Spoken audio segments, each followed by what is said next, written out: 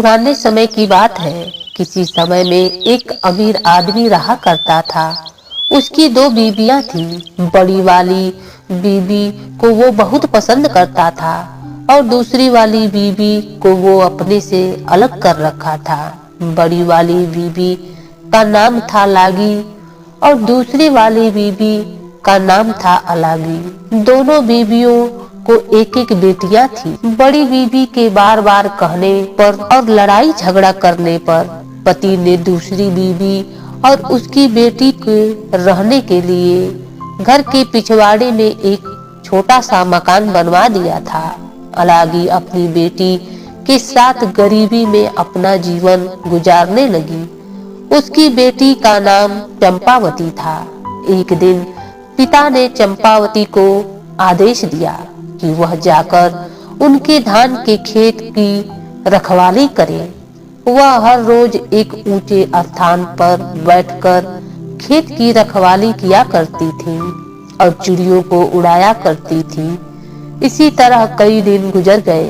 एक दिन वह धान की रखवाली करने के लिए जब वह ऊंचे स्थानों पर चढ़ने लगी तो उसने गाना गाना शुरू कर दिया। बटेरों यहाँ से चली जाओ, मेरे धान को मत खाओ, उसके बदले में मैं तुम्हें भुना हुआ चावल दूंगी। जब उसने ऐसा कहकर गाना गाया तो जंगल में से किसी की आवाज आई, मैं तो धान खाऊंगा और चावल भी। मैं चंपावती से शादी करूंगा और उसे अपने घर ले जाऊंगा।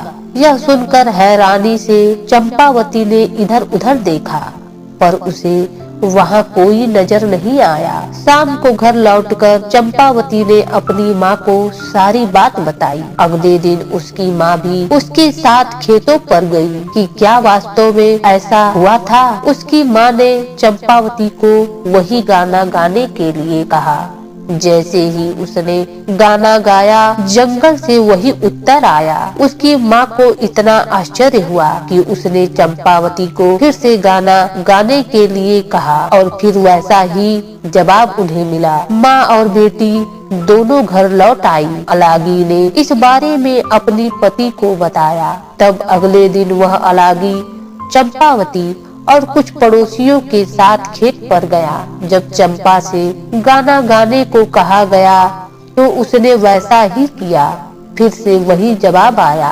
जवाब कौन दे रहा है यह जानने के लिए वे सब लोग जंगल में गए पर वहाँ उन्हें कोई दिखाई नहीं दिया। उसके बाद चंपा के पिता ने जंगल की तरफ देखते हुए कहा, अगर तुम सच में चंपावती से शादी करना चाहते हो तो हमारे सामने आओ। मैं वादा करता हूँ कि उसके साथ तुम्हारी शादी कर दूंगा।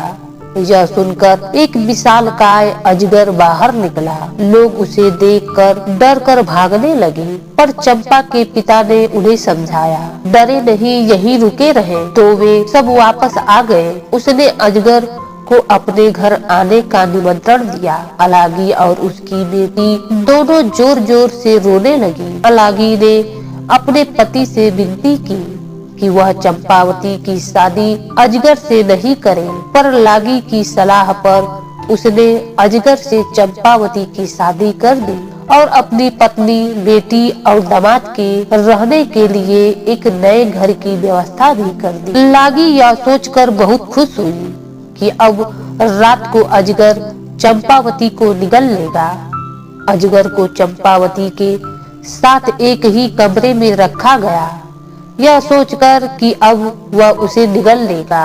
चंपावती ईश्वर से प्रार्थना करने लगी। अगली सुबह उसकी माँ घबराई हुई जब चंपावती के कमरे में गई तो उसने देखा कि उसकी बेटी तो सोने के आभूषणों से सजी हुई है पर अजगर उसे कहीं दिखाई नहीं दिया। जब माँ ने बेटी को जगाया तो स्वयं को सोने के आभूषणों से सजी देख उसकी खुशी का कोई ठिकाना नहीं रहा। यह सोचकर कि अब तक तो अजगर चंपावती को निगल गया होगा। जब पिता अपनी बड़ी पत्नी के साथ वहां आया तो उसे सोने के आभूषणों से चमचमाते देख हैरान रह गया। यह देखकर लालची लागी को बहुत ईर्ष्या हुई। और उसने अपनी पति से जिद की कि वह उसकी बेटी के लिए भी अजगर को लेकर आए। तब वह बहुत सारे आदमियों को लेकर घने जंगल में अजगर को ढूंढने निकल गए। उन्हें एक अजगर मिला तो वह उसे घर ले आया। लागी ने भी अपनी बेटी की शादी उससे कर दी। चंपावती की तरह उसकी बेटी को भी अजगर के साथ सोने के लिए भेज दिया गया। लागी पूरी रात यह सोचकर खुश होती रही कि अब उसकी बेटी भी सोने के आभूषणों से लद जाएगी। सोने के बजाय वह पूरी रात उनके कमरे के बाहर ही बैठी रही। लेकिन अजगर ने तो पैरों की तरह से उसकी बेटी को निगलना शुरू कर दिया। बेटी ने कमरे के अंदर से अपनी माँ से कहा, माँ मेरे पाँव में गुदगुदी हो रही है। माँ ने बाहर से जवाब दिया, मेरी बच्ची, मेरा दामाद तुम्हें पैजेबों से सजा रहा है। धीरे धीरे अजगर उसकी कमर तक पहुंच गया। तब बेटी बोली, माँ मेरी कमर में भी गुदगुदी हो रही है। माँ बोली, मेरी बच्ची, मेरा दामाद तुम्हें कमरबंद पहना रहा है। जब अजगर उसकी गर्दन तक पहुंचा तो वह बोली, माँ मेरी गर्दन में भी गुदगुदी हो रही है। माँ बोली, मेरी बच्ची, मेरा दामाद तुम्हें मोतियों की लड़ियों से सजा रहा है। जब अजगर उसके सिर तक पहुंचा तो बेटी की आवाज आनी बंद हो गई। माँ ने सोचा कि आभूषण पाकर मेरी बेटी खुश हो गई है और वह सो गई। यह सोचकर वह भी खुशी खुशी सोने चली गई। सुबह वह दौड़ी दौड़ी अपनी बेटी के पास आई, पर उसे वह कहीं दिखाई नहीं दी। अजगर बड़े आराम से वहां लेटा आराम कर रहा था। अलागी की बेटी को निगलने के बाद उसका पेट फूला हुआ था। यह देख उसे एहसास हुआ कि क्या हुआ है और वह दहाड़े मारकर रोने लगी। उसके रोने की आवाज सुन पति दौड़ा दौड़ा आया और पूछा कि क्या हुआ। जब उसे सच का पता चला तो वह सिर पकड़कर वही जमीन पर बैठ गया। अलागी और चंपावती भी रो रही थी। सारे गांव वालों ने उस अमीर पति पत्नी का बहुत मजाक उड़ाया और उनके लालच पर उन्हें धिक्कारा भी। सब लोगों ने मिलकर बेटी के शव को अजगर के पेट से बाहर निकाला और उसका दाह संस्कार कर दिया। उसके बाद तो लागी और उसके पति को अलागी और चंपावती से इतनी नफरत हो गई। उसके बाद तो लागी और उसके पति दोनों को अलागी और चंपावती से इतनी नफरत हो गई कि वे दोनों उन माँ बेटी से पीछा छुड़ाने का तरीका सोचने लगे। एक दिन वे अपने हथियारों के साथ उन्हें जबरन घसीटते हुए जंगल में ले गए। उन्हें बेहोश कर वे उन्हें मारने ही वाले थे कि तभी एक अजगर वहां आया और उसने उन दोनों दुष्टों को निगल लिया।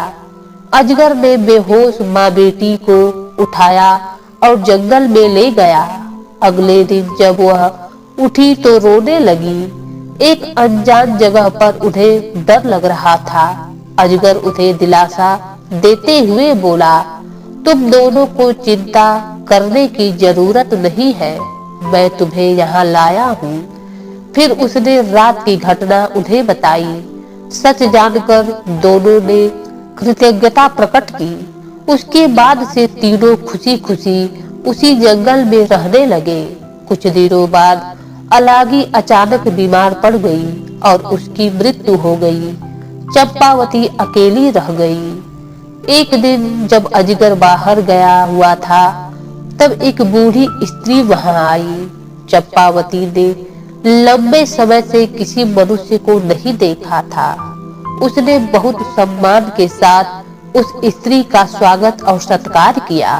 तब उस स्त्री ने उसकी सेवा से खुश होकर बताया, जो अजगर तुम्हारा पति है वह असल में एक देवता है। वह हर रात तुम सो गई हो या नहीं, यह देखने के लिए तुम्हें चुटकी काटता है और फिर अपने अजगर का चोला उतारकर स्वर्ग में चला जाता है। वहाँ कुछ समय वह अन्य देवताओं के साथ व्यतीत करता है। अगर तुम अपने पति को देवता के रूप में देखना चाहती हो तो रात को सोने का नाटक करना, पर सोना मत। जब वह अपना चोला उतार स्वर्ग जाए तो तुम उसके चोले को आग में जला देना। जैसे ही तुम उसका चोला जलाओगी उसे अपने बदन में जलन का एहसास होगा। तब तुम तुरंत पंखा कर देना और उसे आराम करने देना। जल्दी ही उससे नींद आ जाएगी। सुबह तुम उसे माला पहनाकर उसका अभिवादन करना। तुम्हारा पति ही है जो अजगर के रूप में तुम्हारे सामने आता है। यह बात सुन चंपावती की खुशी का कोई ठिकाना नहीं रहा। उसने उसे घड़ा भरकर सोना और चांदी दिया।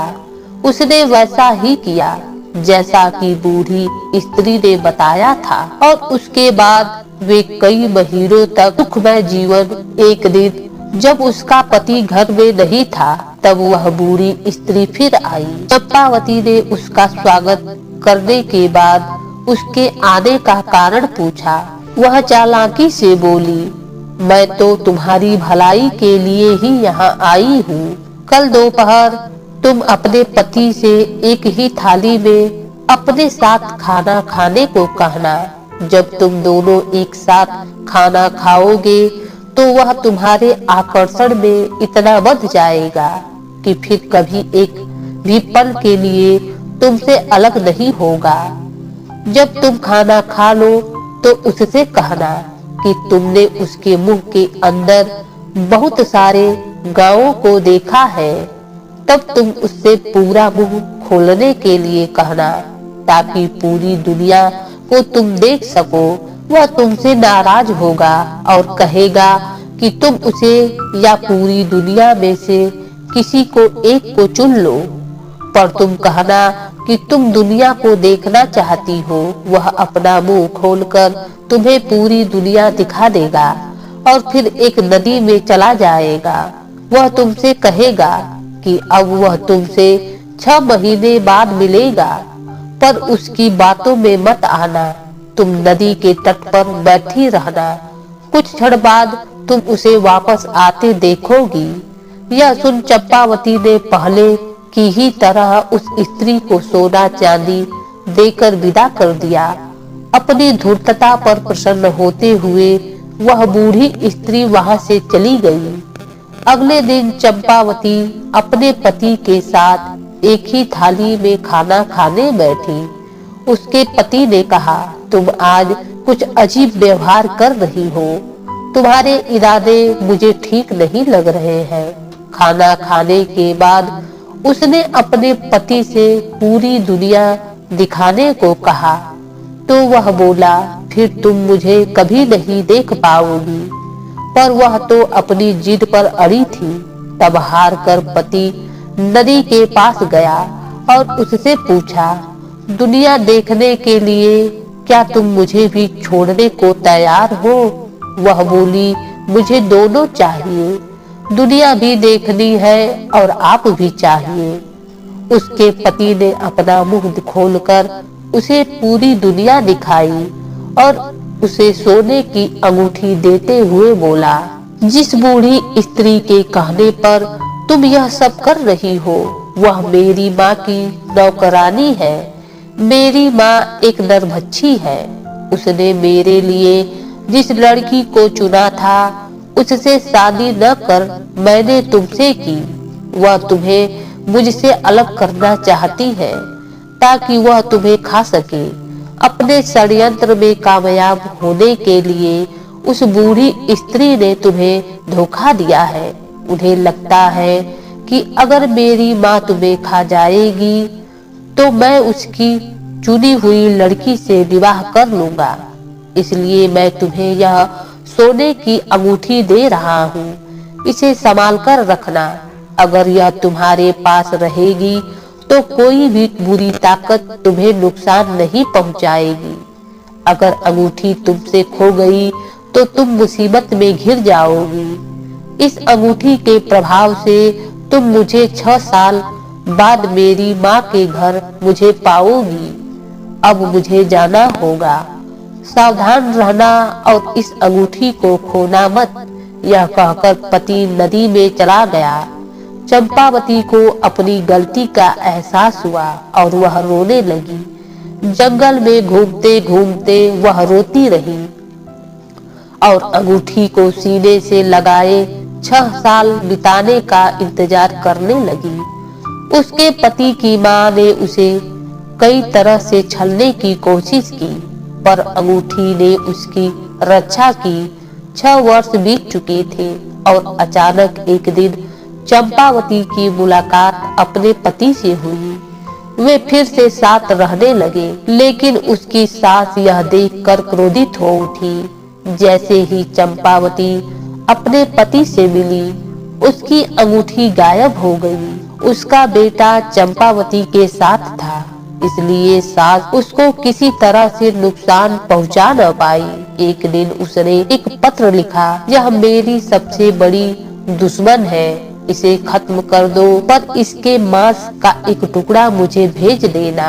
उसने वह पत्र चंपावती को दिया और उसे एक राक्षस के पास भेज दिया। सास के आदेश का पालन करने के लिए पति को बिना बताए चंपावती वह उस राक्षस को पत्र देने चली गई। जब पति घर आया तो उसे कुछ शक हुआ और वह चंपावती के पीछे पीछे चल दिया। उसने उसके हाथ से पत्र छीन लिया और उसे पढ़ा। पत्र पढ़कर उसका गुस्सा 7वें आसमान पर पहुंच गया। वह घर गया और बिना कुछ कहे उसने अपनी माँ के प्राण ले लिए। उसके बाद वे दोनों दानवों के उस गांव को छोड़कर चले गए। दूसरे नगर जाकर अपनी गृहस्थी बसाई और खुशी खुशी रहने लगे।